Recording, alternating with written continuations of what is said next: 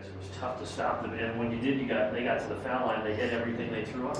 Yeah, well, it's going to be tough to win on the road if the team shoots 37 free throws. And you know, last 7, 8, or, you know, we were fouling, but it's still at that particular point, it was probably 30 to 15 doubled up at the free throw line. So it's going to be tough to win those games.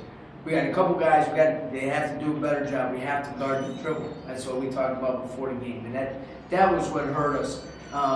They made a couple timely threes, more in a couple transition situations, especially the second one by Booker in the second half that built the lead up to 14 or 15.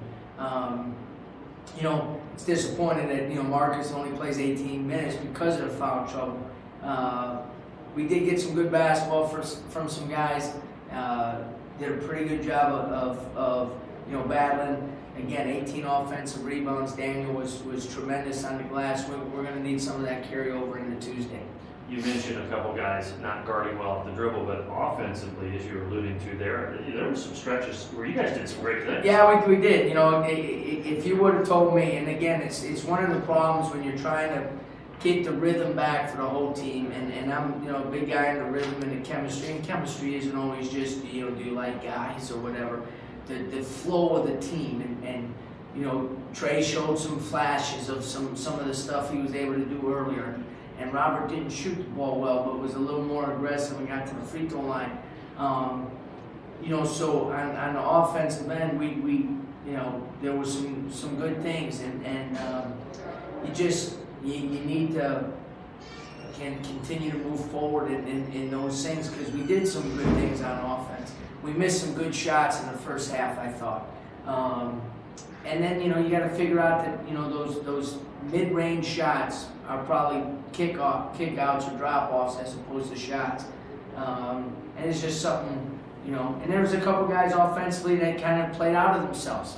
And that, you know, it's hard to win if that's the case. Well, you couldn't hit anything from outside, 5 of 27, but were most of those shots good selections? There was probably maybe 2 or 3 that worked, but overall on the 27 threes, I bet if you evaluated 23, 22 of them were pretty good looks at the basket.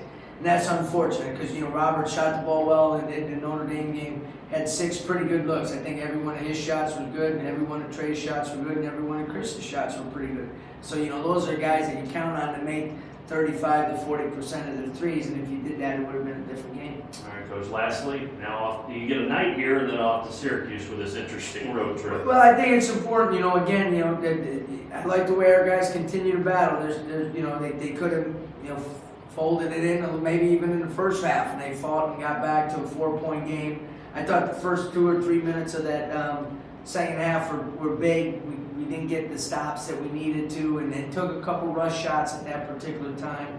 But we need to build on some of the positives. Offensive rebounding is going to be big against Syracuse. Our transition defense is going to be big, and let's hope they don't shoot 37 free throws. All right, thanks, Coach. We'll talk to you from Syracuse. You got it. That's Brian Gregory.